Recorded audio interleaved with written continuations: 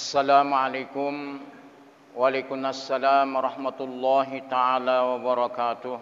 Kaum muslimin jamaah pengajian rahimakumullah.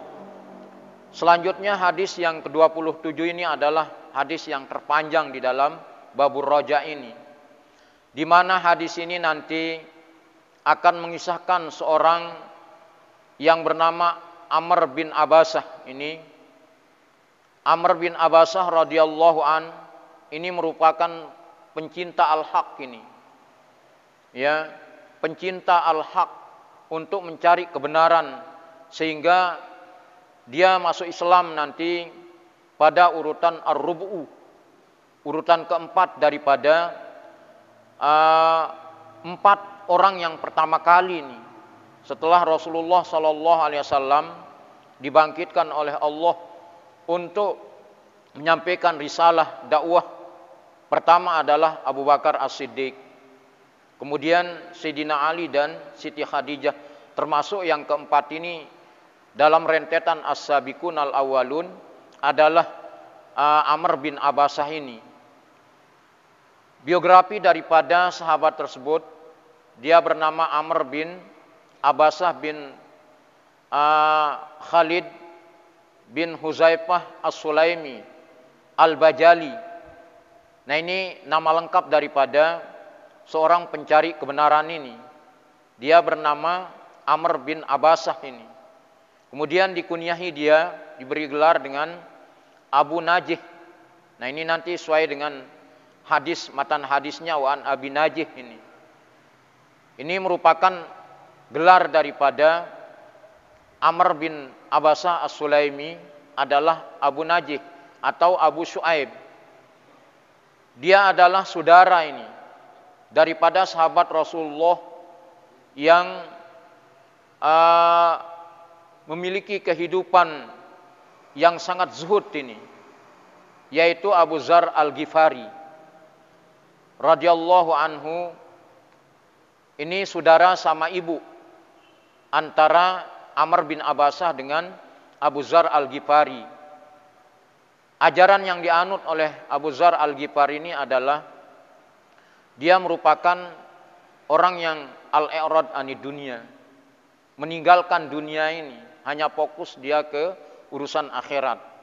Sehingga dia merupakan salah satu juga Abu Dzar ini tokoh gerakan hidup sederhana. Ya, tokoh gerakan hidup sederhana. Wa an Abi Najihin, dan hadis yang ke-27 ini dari Abi Najih.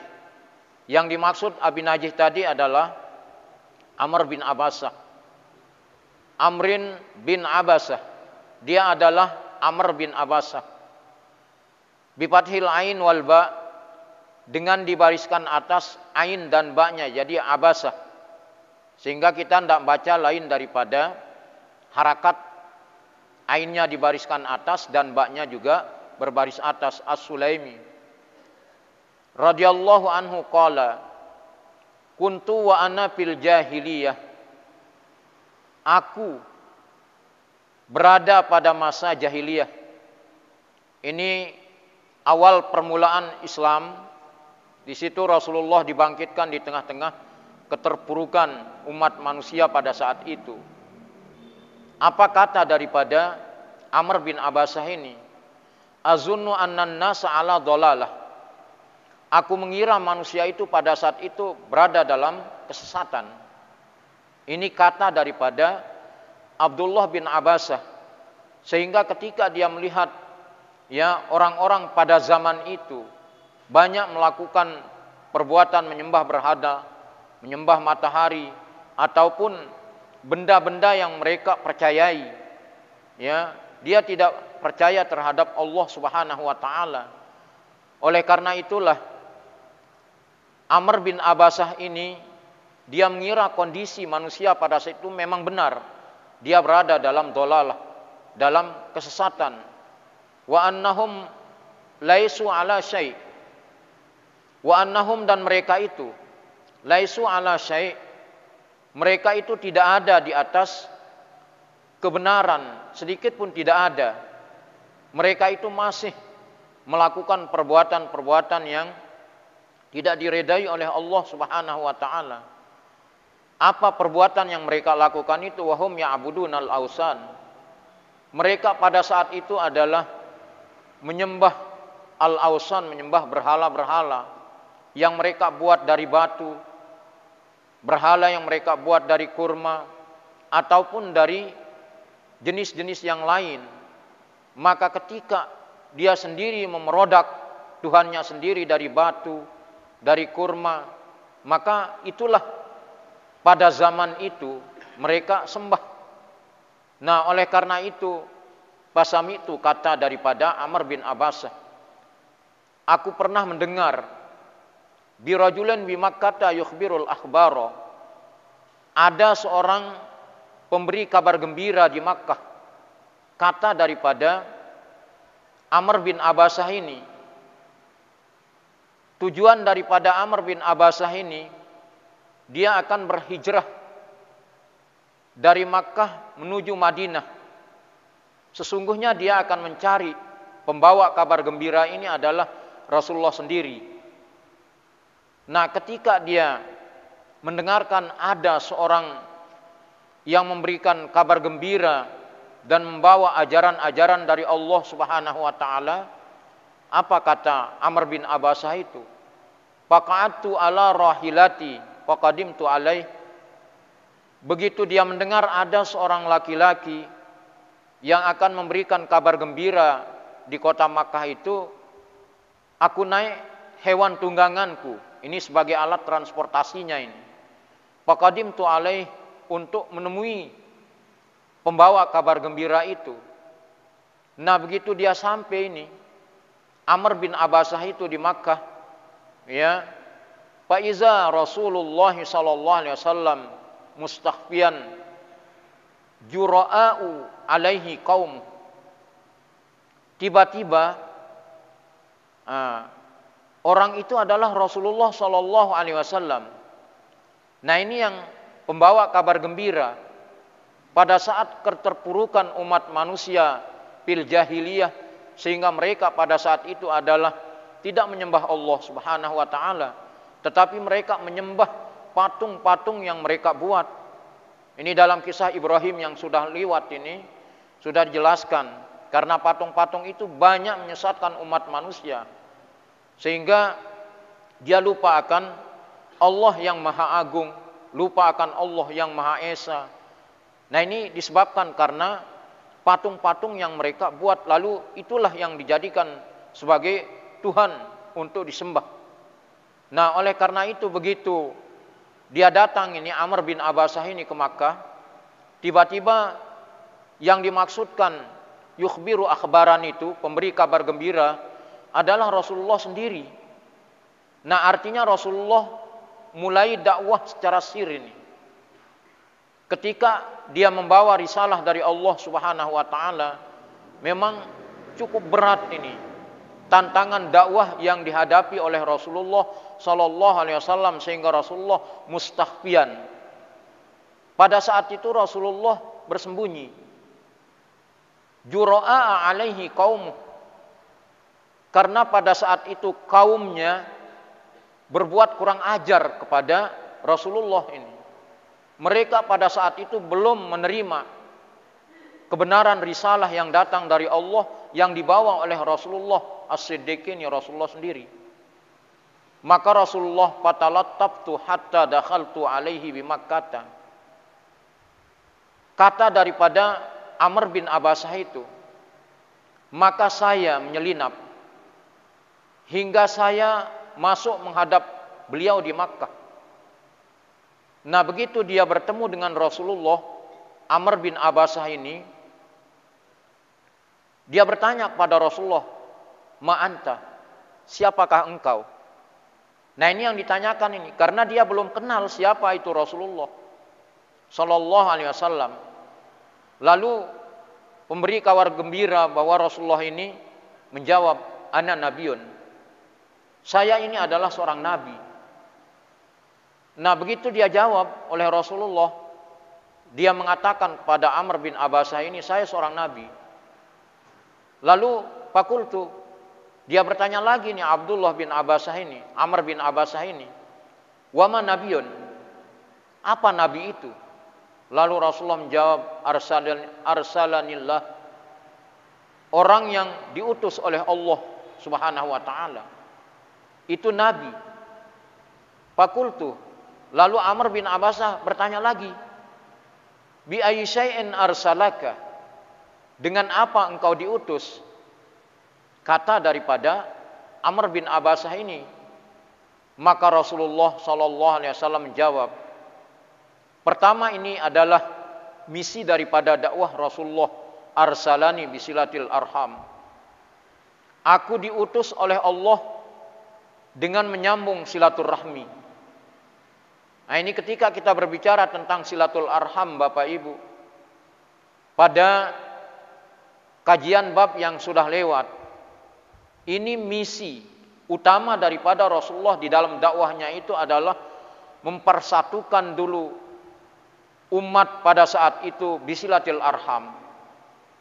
Sehingga Rasulullah mengadakan pendekatan one by one niki, satu persatu. Didekati oleh Rasulullah sallallahu alaihi wasallam. Sebelum Rasulullah diperintah untuk melaksanakan dakwah secara terang-terangan di hadapan seluruh umat manusia pada saat itu. Sehingga Rasulullah misi pertamanya adalah diutus oleh Allah untuk menyambung hubungan silaturahmi, hubungan kekerabatan dengan siapapun yang beliau temui pada saat itu di Makkah Al-Mukarramah. Lalu yang kedua apa? Wa kasril ausan.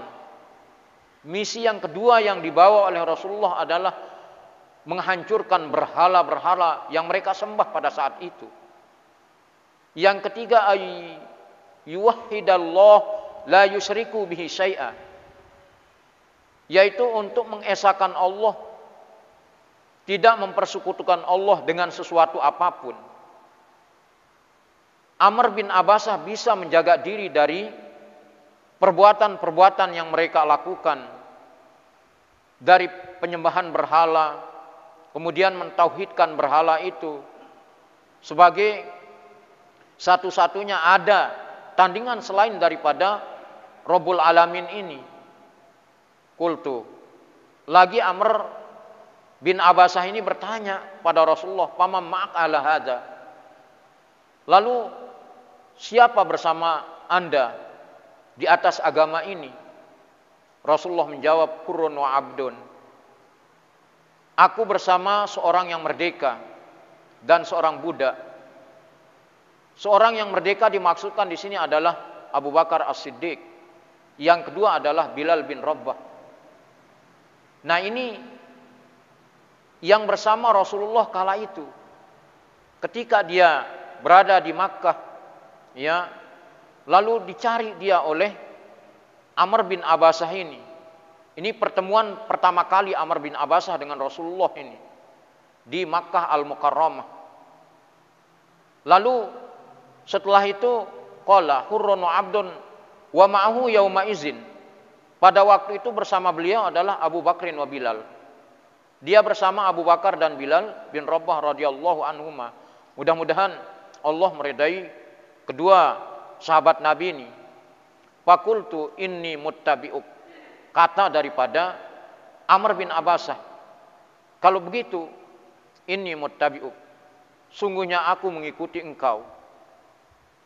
Qala, lalu Nabi bersabda atau berpesan, pesan pertama yang disampaikan ini oleh Rasulullah sallallahu alaihi wasallam kepada Amr bin Abbasah ini setelah dia menyatakan diri masuk Islam ini dengan kata inni muttabi'uk, saya mengikutimu. Lalu Rasulullah sallallahu alaihi wasallam bersabda, nah ini merupakan nasihat Nabi pertama kali kepada Amr bin Abbasah. Innaka lan tastati'a dzalika yauma hadza. Sesungguhnya engkau tidak mampu pada hari ini atau pada saat ini. Ala tara hali wa halan nas, tidakkah engkau saksikan? Nah, ini dikatakan terhadap Amr bin Abbasah oleh Rasulullah. Apa tidak engkau perhatikan? Apa tidak engkau saksikan kondisiku dan kondisi orang-orang pada saat ini? Ini artinya awal daripada dakwah yang dilakukan oleh Rasulullah Sallallahu Alaihi Wasallam masih secara sir, Bapak Ibu ini, masih secara sembunyi-sembunyi. Belum diperintah Rasulullah berdakwah secara terang-terangan, sehingga banyak orang pada saat itu yang mengincar Rasulullah Sallallahu Alaihi Wasallam. Untuk apa mengincar Rasulullah? Untuk membunuh Rasulullah.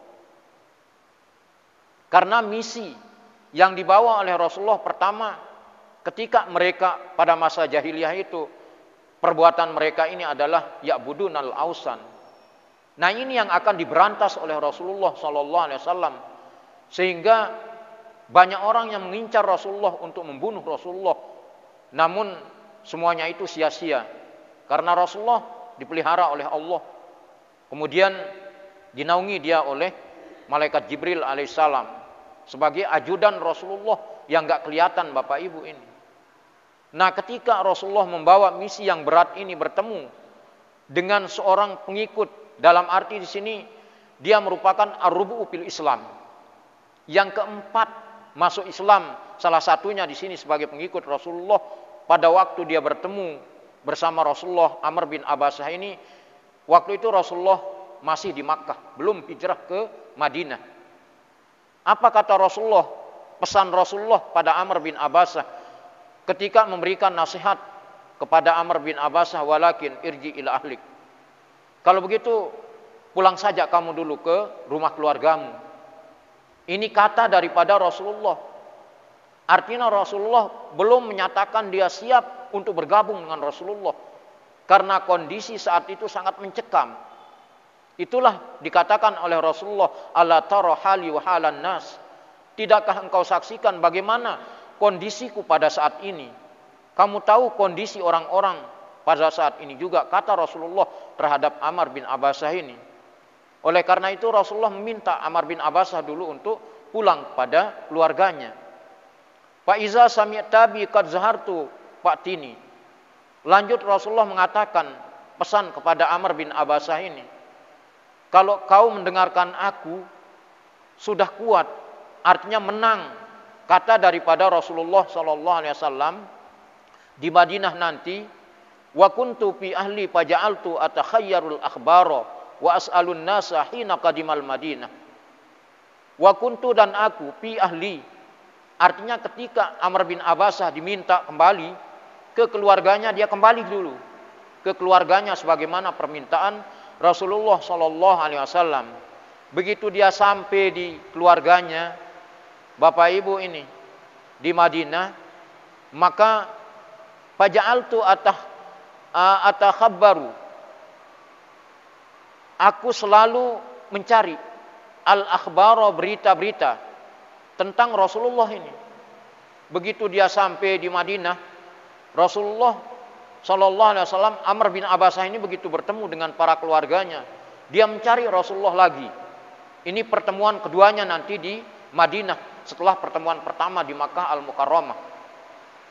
Wa as'alun nas, kata daripada Amr bin Abbasah itu, lalu aku tanyakan pembawa kabar gembira ini kepada orang yang banyak, orang-orang, hina qadimal Madinah, ketika pembawa kabar gembira ini datang di Madinah. Jadi yang dimaksudkan seperti tadi adalah Rasulullah sendiri. Begitu Rasulullah tiba di Madinah, hatta qadima nafarun min ahlil Madinah, sehingga datanglah sekelompok orang dari penduduk Madinah itu. Fakultu ma fa'ala hadzal rajul allazi qadimal Madinah. Artinya apa yang dilakukan oleh seorang laki-laki atau Rasulullah ini begitu dia sampai di Madinah. Faqalu, mereka bertanya, annasu sira'un, annasu ilaihi sira'. Orang-orang cepat mendatangi Rasulullah. Begitu Rasulullah sampai di Madinah, lalu dikerumuni oleh orang-orang banyak di Madinah itu. Wa qad arada qaumuhu qatlahu, kaumnya telah bertekad untuk membunuh Rasulullah Sallallahu Alaihi Wasallam. Ini karena mereka belum mendapatkan hidayah, Bapak Ibu, dari Allah Subhanahu wa taala. Di awal munculnya Islam yang dibawa oleh Rasulullah Sallallahu Alaihi Wasallam, yaitu pada masa jahiliyah itu. Begitu dibangkitkan Rasulullah Sallallahu Alaihi Wasallam, sebagai pembawa kabar gembira. Maka orang yang pertama kali bertemu di Makkah itu adalah Amr bin Abasah. Kemudian pertemuan keduanya adalah ketika dia diminta oleh Rasulullah pulang dulu ke keluarganya. Begitu Amr bin Abasah ini kembali bertemu dengan keluarga, dia mencari lagi Rasulullah sallallahu alaihi wasallam. Nah, ini sangat penasaran ini Amr bin Abasah ini, kepingin lagi ketemu dengan Rasulullah sallallahu alaihi wasallam. Lalu setelah itu falam yastati'u zalika, tetapi mereka tidak kuasa untuk membunuh Rasulullah. Bahkan pembunuh bayaran Bapak Ibu seperti Surakah ini yang mengincar Rasulullah sallallahu alaihi wasallam, ini adalah pembunuh yang sangat profesional ini. Dikirim oleh para orang-orang yang tidak suka kepada Rasulullah sallallahu alaihi wasallam. Sehingga pada saat itu Abu Bakar, kemudian Bilal, ini memang sifat basyariahnya keluar juga ini. Sebagai manusia biasa, dia juga takut ya terhadap diincarnya Rasulullah untuk dibunuh oleh kaum yang belum mengenal Rasulullah sallallahu alaihi wasallam pada saat itu. Faqadimtul Madinata padakhaltu alaih. Lalu Amr bin Abasah ini, aku bersegera masuk ke Madinah dan menemui Rasulullah. Fakultu, lalu aku bertanya kepada Rasulullah, ya Rasulullah ata'rifuni. Nah, ini perkenalan kedua ini Bapak Ibu. Ya Rasulullah ata'rifuni, apakah engkau masih mengenal saya? Kata daripada Amr bin Abasah ini. Qala na'am. Rasulullah sallallahu alaihi wasallam menjawab, iya.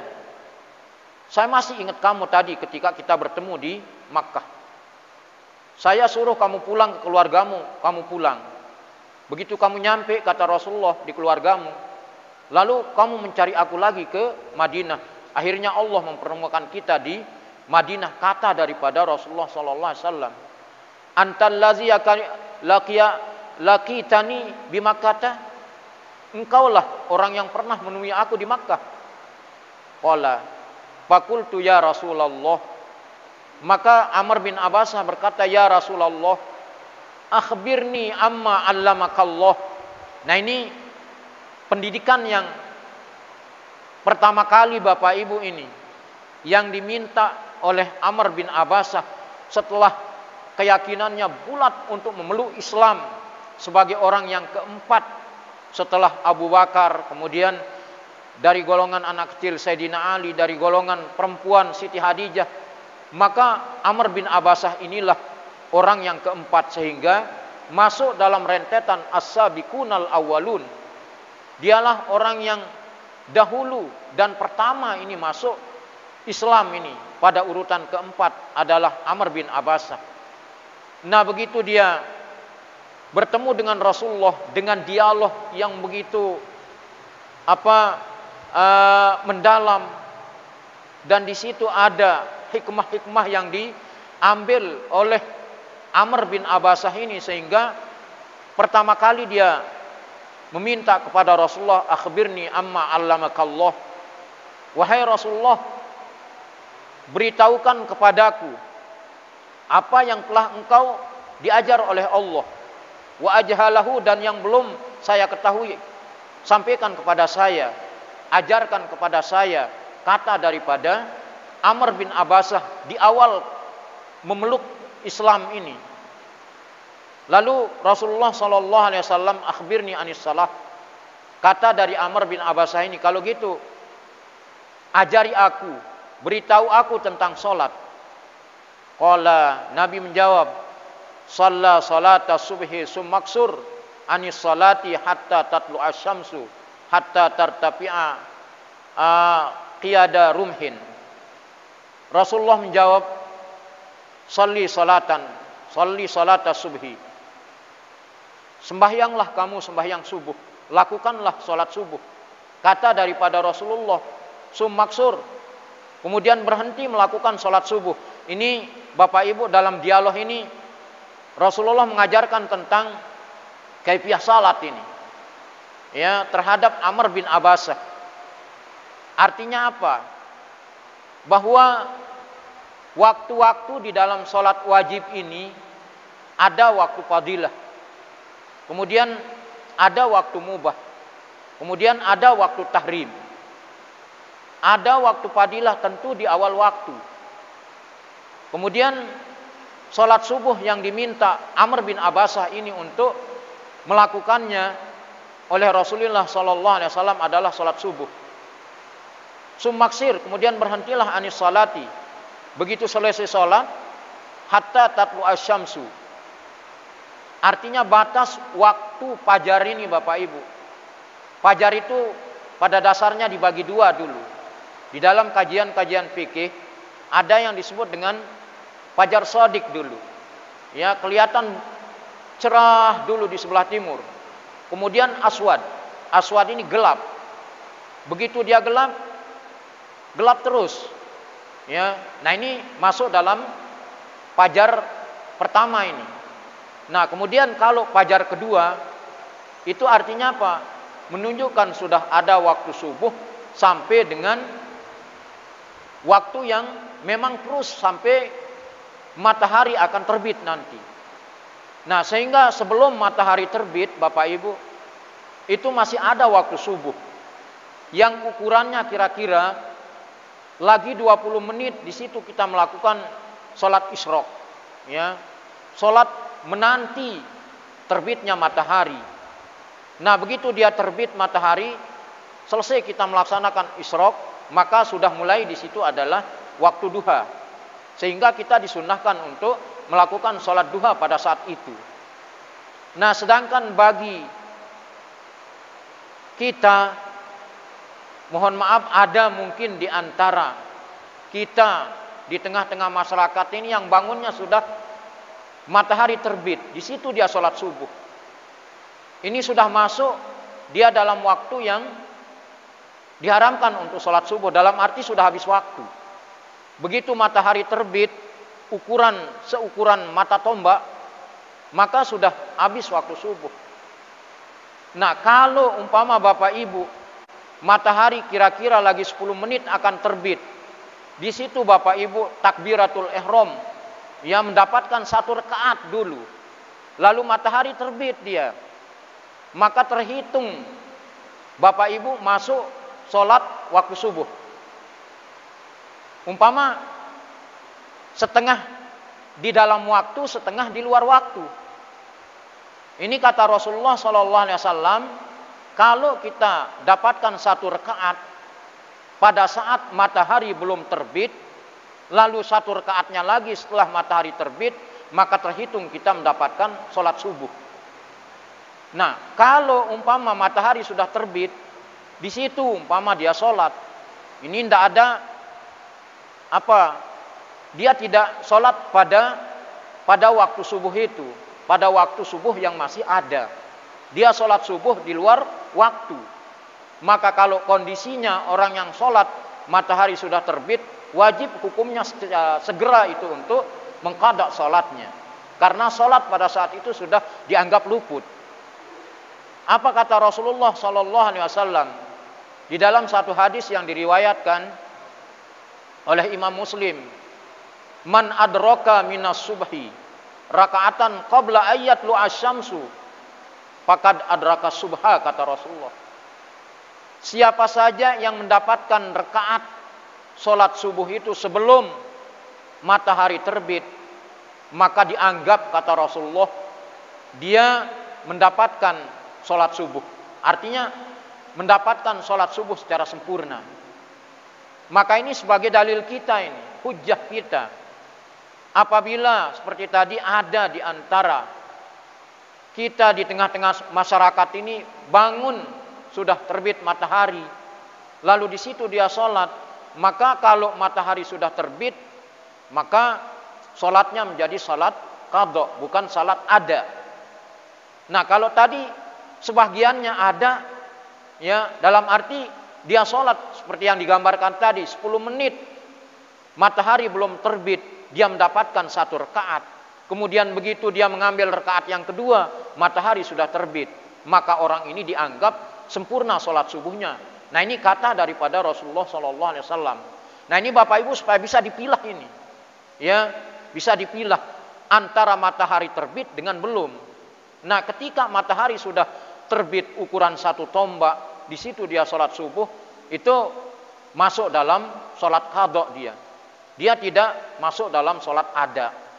Nah, ini perbedaan antara orang yang sholat dalam waktu dan sholat di luar waktu, atau bisa kita gambarkan 50-50 ini, ya. Jadi 1 rakaat di dalam waktu, 1 rakaat di luar waktu. Tetapi Rasulullah menghitung sempurna sholat subuhnya berdasarkan hadis tadi. Nah, ini artinya apa?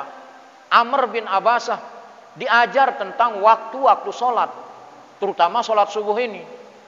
Sehingga tadi disebutkan ada yang namanya waktu fadilah, waktu yang utama. Nah, inilah orang-orang yang melakukan sholat Bapak Ibu di awal waktu ini adalah hamba yang paling dicintai oleh Allah. Salah satu untuk kita mendapatkan cintanya Allah itu adalah kerjakan sholat di awal waktu. Kemudian ada waktu mubah, ada waktu tahrim. Nah, sebenarnya yang tadi dapat 1 rakaat di dalam waktu, kemudian 1 rakaat di luar waktu ini, dia sudah mengerjakan sholat pada waktu tahrimnya. Tetapi hukumnya sunnah di situ kita untuk mempercepat sholat yang kita lakukan, sehingga kita mendapatkan 1 rakaat kira-kira 10 menit, lalu terbit matahari. Begitu terbit matahari, kita dapat mengambil rakaat 1 lagi, sehingga Rasulullah menghitung sholat orang tersebut menjadi sholat sempurna dia. Nah, ini berdasarkan hadis yang dibaca tadi. Nah, ini Rasulullah mengajarkan kepada Amr bin Abasah bahwa akhir daripada waktu subuh itu hatta tatlu asyamsu, sampai matahari terbit. Ini akhir daripada waktu subuh. Kalau belum terbit matahari berarti masih ada waktu. Kalau sudah terbit sudah hilang waktu subuh itu. Nah, ini yang diajarkan oleh Rasulullah Sallallahu Alaihi Wasallam kepada Amr bin Abasah. Fa innaha tatlu'u baina qarnai syaitan. Karena ketika ia terbit matahari itu, ia muncul di antara 2 tanduk setan ini. Ini artinya apa?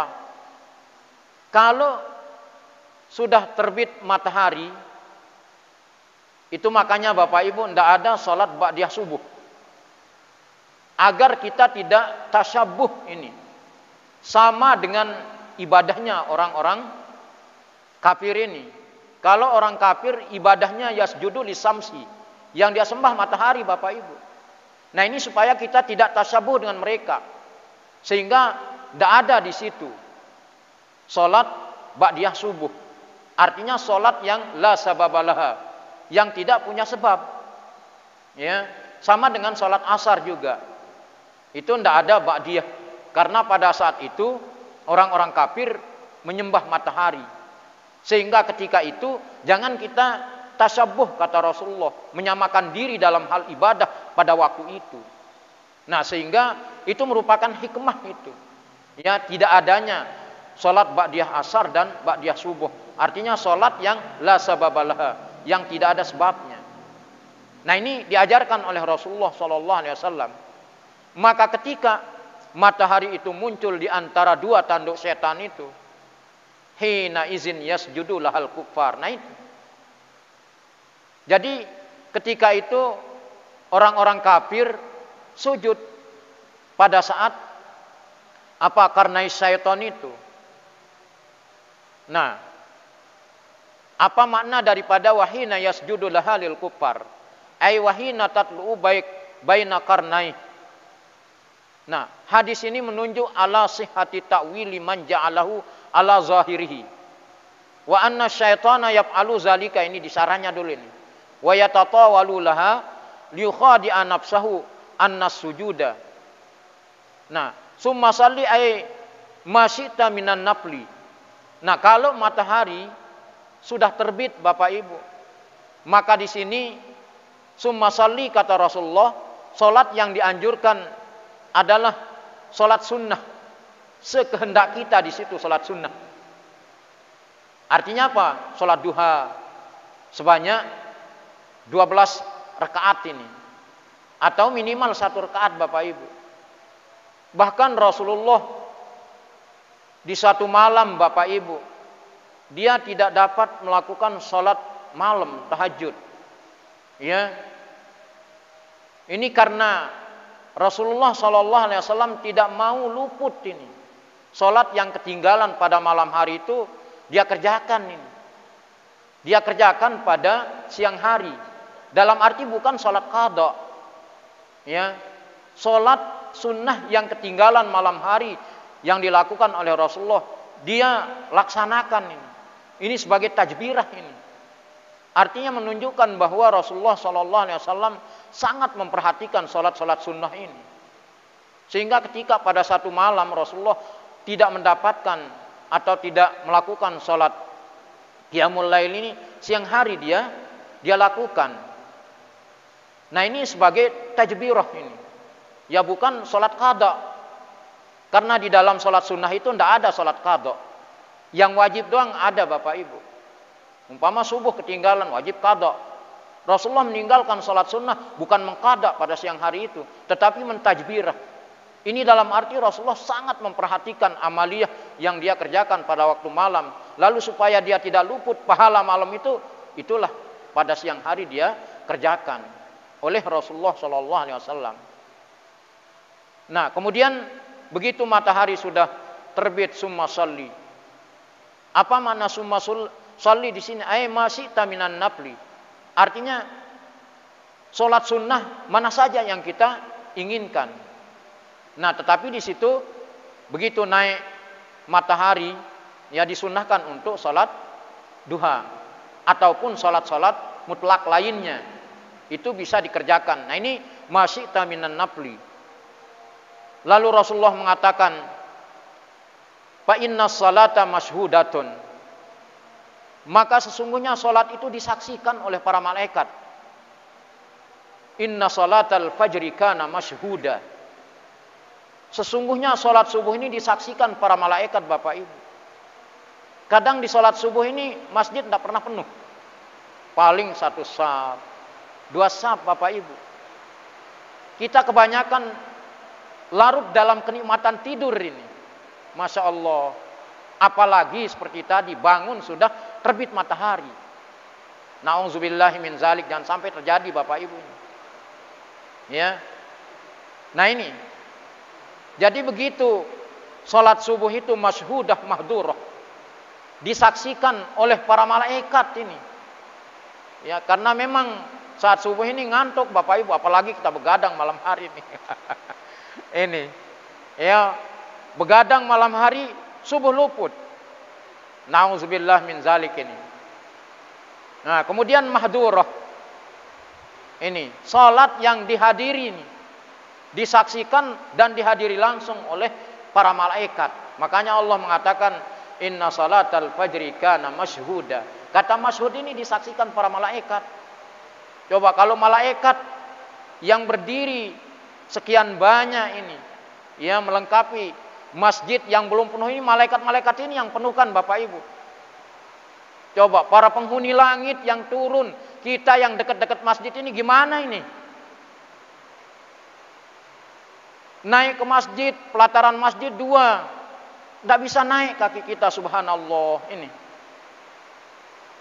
Nah oleh karena itu Bapak Ibu, apalagi yang dekat ini.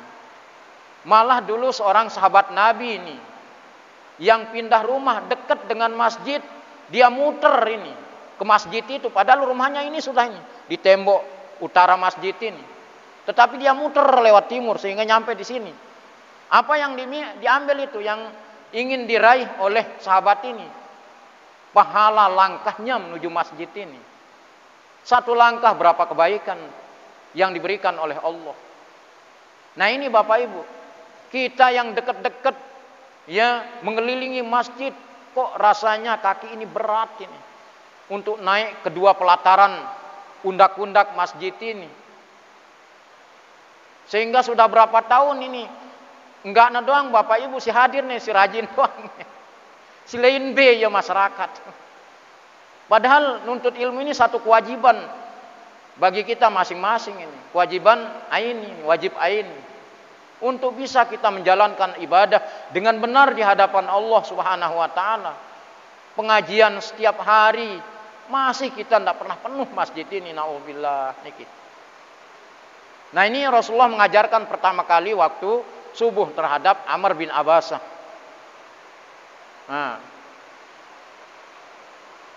Nah, kemudian hatta yastaqbila zillu birumhi, hingga bayang-bayang tombak itu merapat padanya. Nah, ini akhir daripada sholat subuh itu apabila matahari sudah terbit ukuran 1 tombak. Lanjut, Rasulullah mengajarkan summaksir anis salah. Kemudian berhentilah. Begitu selesai sholat, fa innaha hina izin tasjuru jahannam. Begitu dia selesai sholat, segera pada waktu itu api neraka jahanam dinyalakan oleh Allah. Fa iza aqbalal fai'u fasalli fa inna salata mashhudah mahdurah hatta tusalliyal asra. Kemudian salat yang kedua ini yang diajarkan oleh Rasulullah sallallahu alaihi wasallam adalah begitu selesai salat yang kedua diajarkan ini, ada waktu di sini lagi. Ada waktu. Waktu itu api neraka jahanam dikobarkan, dinyalakan. Maka apabila bayang-bayang telah muncul, fa inna salata mashhudah mahdurah hatta tusalliyal asra. Umpama salat zuhur Bapak Ibu ini. Jadi salat zuhur itu ada juga waktu fadilah. Ada waktu mubah, ada juga waktu tahrim.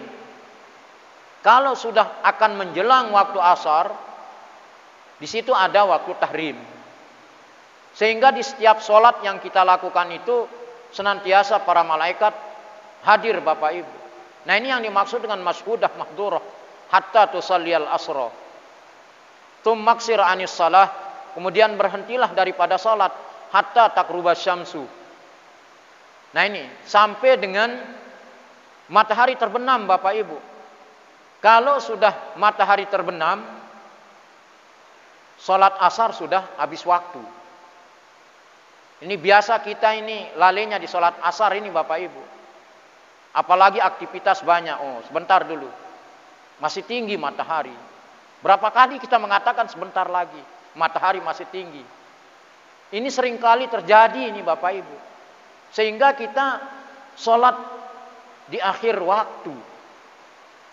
Ini. Maka inilah disebut dia dengan adha'us shalah. Aitarikus shalah. Orang yang meninggalkan sholat ini dihukumi seperti itu. Karena mengakhirkan sholat wajib itu pada akhir waktu. Maka disebut orang itu dengan adha'us shalah, aitarikus shalah. Walaupun dia sholat itu. Namun apa yang dikatakan oleh Rasulullah seperti itu disebut dia dengan tarikus shalah. Nah, oleh karena itu Bapak Ibu, kita sering sampaikan ini harus muhafazah ala shalawatil khamsi ini. Supaya kita mendapatkan sholat kita itu disaksikan dan dihadiri malaikat itu. Sumaksur anis salati hatta tagruba. Nah, waktu asar itu apabila matahari sudah terbenam. Artinya apa Bapak Ibu? Kalau di bulan Ramadan ya, kita sudah berbuka di situ, maka itulah akhir daripada waktu asar. Nah, ini pun juga tagrubu baina qarnai syaitan. Tenggelam di antara dua tanduk syaitan itu. Nah, summaksur anis salati wahina izin yasjudul hal kufar. Pada saat itu juga Bapak Ibu, orang-orang kafir sedang sujud, yaitu untuk menyembah matahari di situ. Ya. Di dalam syarah hadis ini dikatakan yang kaitannya tadi dengan wajhu ikhtisasiha bi ghairi sabab. Ada salat yang tidak ada sebabnya Bapak Ibu. Ada salat yang punya sebab. Ya. Ada salat yang punya sebab. Kemudian wabawaqiyati at-tulu wal ghurub anna insya'a salati la sababalaha. La sababalaha fi hadzal waqti fi nau'in. Nah, ini yang saya maksudkan tadi, ada tasyabbuh ini. Tasyabbuh bil kufari fihi nau'u tasyabbuhin bil kufar. Maka pada saat itu ada kemiripan. Sehingga kita tidak boleh mirip ini waktu. Mirip waktu dengan ibadahnya orang-orang kafir. Sehingga tidak ada salat sunnah ya seperti yang disebutkan tadi, baik pada salat subuh ataupun pada salat asar itu. Karena di situ tasbuhu bil kufar fi ibadatihim lisyamsi. Karena ada kemiripan kita, mirip waktu salat dengan orang kafir fi ibadatihim pada ibadah mereka lisyamsi. Hina izin pada saat itu Bapak Ibu kad nahaina. Kita dilarang untuk melakukan salat sunnah ba'dal asriyah kemudian ba'da subhi ini. Nah, kenapa dilarang kita? Anit tasyabuhu bihim, agar kita tidak serupa dengan mereka, tidak sama dengan mereka. Nah, wala syakka anna iqa azalika hina izin, dan tidak diragukan lagi terjadi pada saat itu umpama yastalzimu zalika bi khilafi zati sabab. Nah, kalau salat yang ada sebabnya Bapak Ibu, contohnya salat Id. Nah, ini jangan kita dianjurkan di sini. Malah pada Idul Adha disuruh kita sholat dulu, tidak makan dulu. Artinya tidak ada kesunahan makan. Sunnahnya setelah kita melakukan sholat Idul Adha. Kalau Idul Fitri kita disunahkan nyampah dulu. Nah, ini perbedaannya ini. Kenapa kok sholat dianjurkan di awal waktu pada Idul Adha? Agar selesai kita sholat ini bisa kita melaksanakan kurban-kurban yang kita sudah azamkan untuk dibagikan nanti daging-daging korbannya, yaitu pada hari raya Idul Adha itu. Nah, kalau ini sholat yang mempunyai sebab. Kalau ada orang sholat sunnah setelah subuh, setelah asar, nah ini la sababalah, tidak ada sebabnya itu. Makanya kita dimiripkan kalau ada orang yang sholat ba'da subhi, sholat sunnah setelah subuh, sholat sunnah setelah asar, ini disamakan kita dengan orang kafir. Maka hal ini kata Rasul nahaina. Nah, itu dikatakan dalam syarahnya ini. Waqad nahaina, benar-benar kita dilarang anit tasyabuhi bihim, daripada mirip waktu ibadah bersama orang-orang kafir itu. Nah, ini kata daripada Rasulullah ini. Kemudian para ulama memperjelas lagi ini salat yang punya sebab dengan salat yang tidak punya sebab. Nah, salat Id ini, Id, kemudian wadduha. Ini salat duha kan ada sebabnya ini. Karena kita dianjurkan oleh Rasulullah. Kemudian binaan ala dukhuli waqtiha bitulu. Nah, artinya dijadikan di sini sebagai patokan kita karena matahari terbit, maka kesunahan untuk melakukan salat duha itu. Nah, ini salat-salat yang memiliki sebab namanya Bapak Ibu ini. Sehingga Bapak Ibu bisa bedakan antara salat yang sababun yang ada sebabnya dengan salat yang la sababalah yang tak punya sebab. Kalau ada salat sunnah setelah subuh, setelah asar, itu berarti dia melakukan salat tidak ada sebabnya. Kalau melakukan salat duha ketika matahari terbit satu tombak, nah ini memang ada sebabnya karena kita dianjurkan oleh Rasulullah. Maka di salat duha itu di situ rezeki yang kita minta kepada Allah. Kaum muslimin jamaah pengajian rahimakumullah. Ini hadis cukup panjang ini. Yang hadis terakhir ini, dan ada setelah ini hadis satu lagi. Nah, kemudian lagi sedikit dulu ini. Nah, setelah Rasulullah mengajarkan waktu-waktu sholat terhadap Amr bin Abasah, fakultu ya Rasulullah, saya bertanya Rasulullah, ya Rasulullah, fal wudu, ajarkan kepada saya tentang wudu. Haddasani. Ini hadas yang dimaksud di sini adalah pekerjaan. Wudu. Ini kata wudu ini pernah disampaikan. Kalau dibaca baris dapen wawunya wudu, ini berarti air itu sendiri yang kita jadikan sebagai alat untuk bersuci. Kalau kita bilang wadu dengan kita bariskan atas wawunya itu wadu, berarti tempat kita nampung air itu namanya waduk. Makanya ada disebut dengan waduk Batu Jai. Waduk ini diambil sebenarnya dari kata wadu. Wadu ini yang arti tempat penampungan air. Nah, kalau Bapak Ibu umpama ada di kamar mandi itu, ya, ukuran satu kolah umpama buat jeding kalau bahasa kita ini, ya, yang sifatnya murabba, dalamnya panjangnya 40 persegi, dalamnya 60. Ini ukuran daripada satu kolah itu. Nah, sehingga ketika air itu terisi dalam wadah ataupun bejana atau tandon kalau yang sekarang ini dengan ukuran besar, ya, apalagi di situ airnya ngalir, ya, air sedikit saja yang ngalir, ya, itu sah wudu kita asalkan tidak ada najis, ya, asalkan tidak ada najis yang disebut dengan ma'ul jari, air yang ngalir. Nah ini. Nah kemudian setelah dia meminta untuk diajarkan tentang kaifiyah wudu, Bapak Ibu, faqala ma minkum rajulun yukarribu wudu'ahu fayatamadmadu wa yastansiku fayantasiru illa harrat hataya wajhi wa fihi wa khayashimihi. Maka tidak satu orang pun di antara seorang laki-laki atau di antara kita ini yukarribu wudu'ahu, yang mendekatkan air wudu itu. Artinya mengambil air wudu. Ini sebelum sholat, perbuatan yang wajib Bapak Ibu ini. Sebelum kita masuk ke dalam rangkaian sholat, wudu dulu.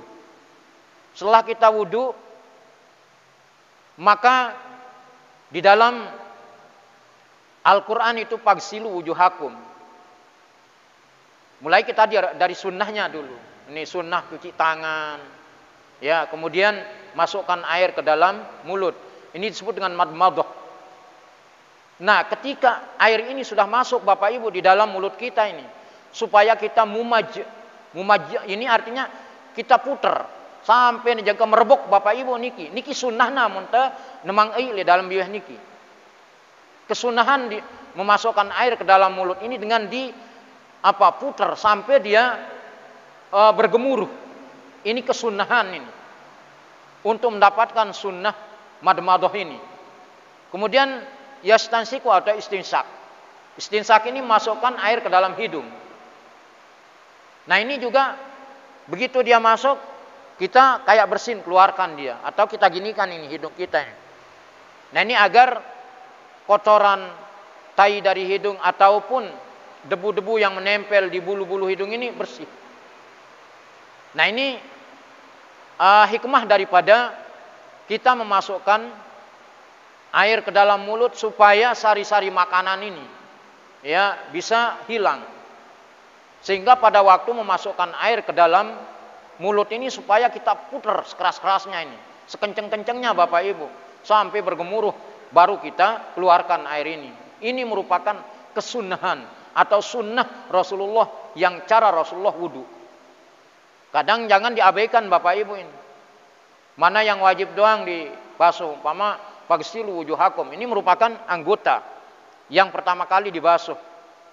Nah, ketika kita membasuh muka, maka sebelum itu kita niatkan dulu. Jadi niat untuk wudu itu maka muktarinan bi fi'lih, dibarengi dengan pekerjaan. Nah, begitu kita ini mengusap muka, maka niatnya sudah dipasang di situ. Nah, ini permulaan yang anggota yang wajib kita basuh selain daripada sunnahnya tadi, yaitu mencuci tangan, kemudian masukkan air ke dalam mulut, masukkan air ke dalam hidung. Fayastanshiru, kemudian mengeluarkannya kembali. Apa yang kita dapatkan di dalam rangkaian wudu ini Bapak Ibu, dari cuci tangan, kemudian madmadah, istinsyak niki, illa kharrat hataya wajhi. Ini ketika kita membasuh muka, ya, melainkan dosa-dosa kita ini berguguran Bapak Ibu dari muka kita ini. Maka ketika kita sudah membasuh muka, jangan lagi kita ini peres dengan tangan Bapak Ibu. Biarkan sudah tetesan air-air yang masih di muka kita ini berguguran ke bawah, menunjukkan bahwa dosa-dosa yang kita lakukan dengan penglihatan, ya, itu akan berguguran.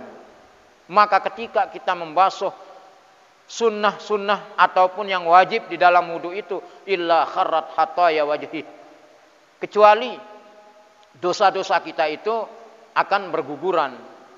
Wapihi wa khayashimihi, kemudian 2 lubang hidung Bapak Ibu ini berguguran juga ini.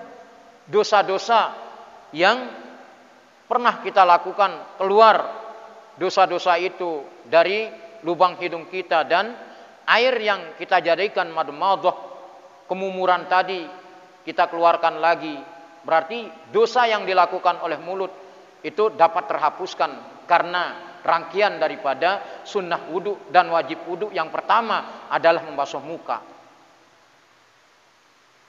Summa iza ghasala wajhahu, berikutnya Bapak Ibu, apabila seorang yang wudu itu membasuh wajahnya, mukanya, kama amarahullah, sebagaimana Allah perintahkan, illa kharrat hataya wajhi, kecuali akan berguguran dosa-dosa yang dari min atrofi lehyatihi ma'alma, dari ujung jenggotnya Bapak Ibu dibarengi dengan air yang netes itu. Makanya Bapak Ibu niki ndak boleh ini kita ngusap, nih kanggo ngusap si andok atau napi jajua niki. Lewat lega wah niki ai udu niki dende ose, temandi pun masih lega ya. Karena ini gambaran daripada tetesan-tetesan air wudu atau tetesan air mandi ini menunjukkan bahwa, ya, di saat kita taharah itu begitu dia jatuh, ini sebagai penghapus dosa.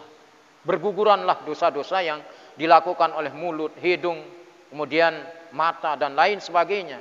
Nah, ini makna iza ghasala wajahu kama amarahullah illa kharrat hataya wajhi min atrofi lehyatihi.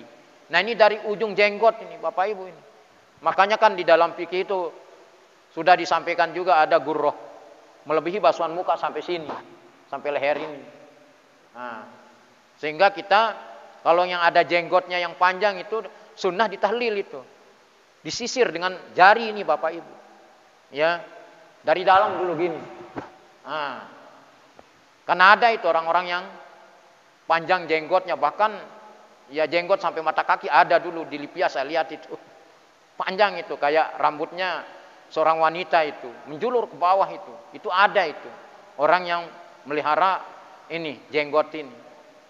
Nah, ini keluar dia dari ujung-ujung jenggotnya itu bersama air.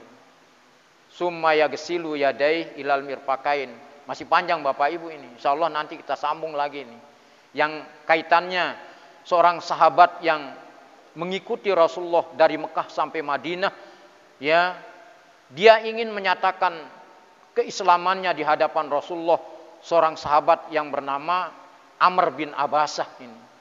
Sehingga begitu dekatnya dengan Rasulullah, sehingga pesan pertama dikala dakwah Rasul belum mendapatkan, artinya belum terbuka Fathu Makkah ini, di situ dia mau bergabung dengan Rasulullah, disuruh dulu kembali Amr bin Abasah ini oleh Rasulullah kembali ke keluarganya.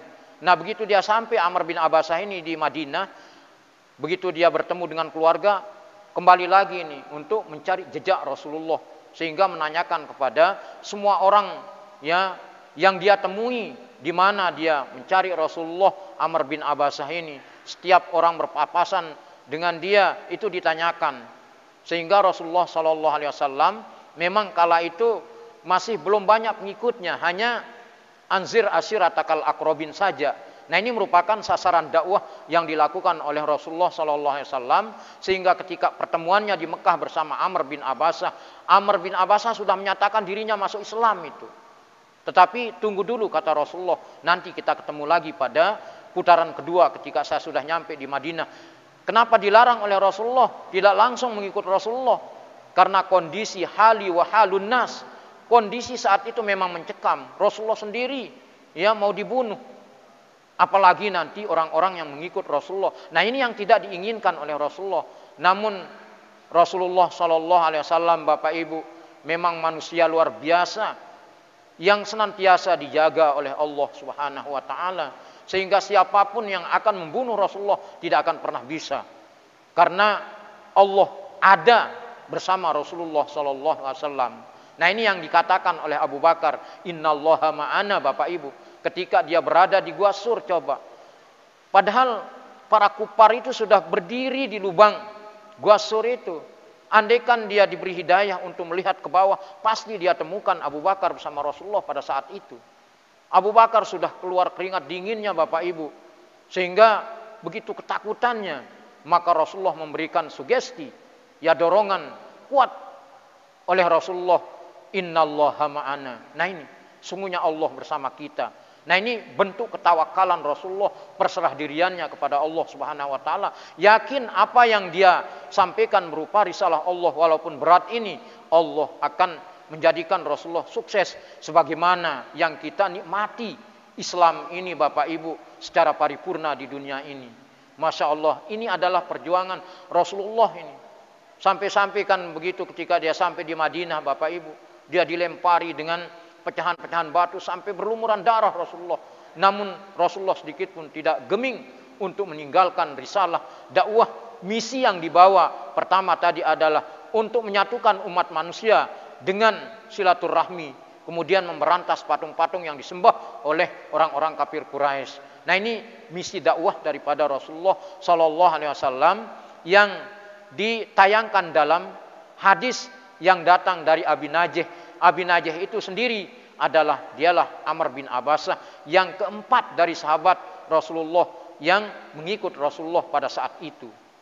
Nah, Bapak Ibu jamaah pengajian rahimakumullah, inilah pelajaran-pelajaran dakwah yang kita dapat ambil dari apa yang dijalani oleh Rasulullah dalam kehidupannya memperjuangkan agama Allah ini, sehingga kita sekarang ini tinggal menikmati saja, Bapak Ibu. Ya, menikmati jerih payah daripada Rasulullah sallallahu alaihi wasallam. Maka dari hadis tadi banyak pelajaran yang dapat kita ambil. Semoga Allah jadikan semuanya itu jadi tambahan ilmu buat kita semua. Amin ya rabbal alamin. Walhamdulillahi rabbil alamin. Atas perhatian Bapak Ibu disampaikan terima kasih banyak. Atas kekurangan dalam penyampaian kesempatan ini mohon maaf yang sebesar-besarnya. Akhirul kalam, assalamualaikum warahmatullahi taala wabarakatuh.